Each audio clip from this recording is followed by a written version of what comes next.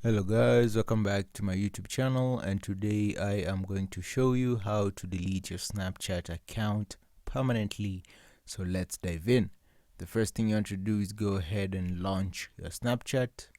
Click on your profile, then click on settings in the top right corner of your screen. Then you want to go ahead and scroll down to account actions.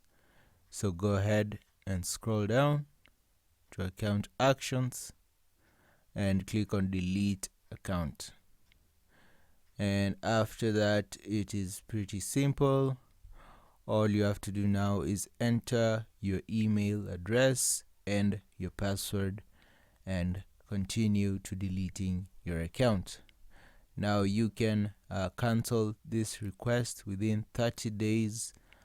After 30 days, you won't be able to access your account as all the data will be erased.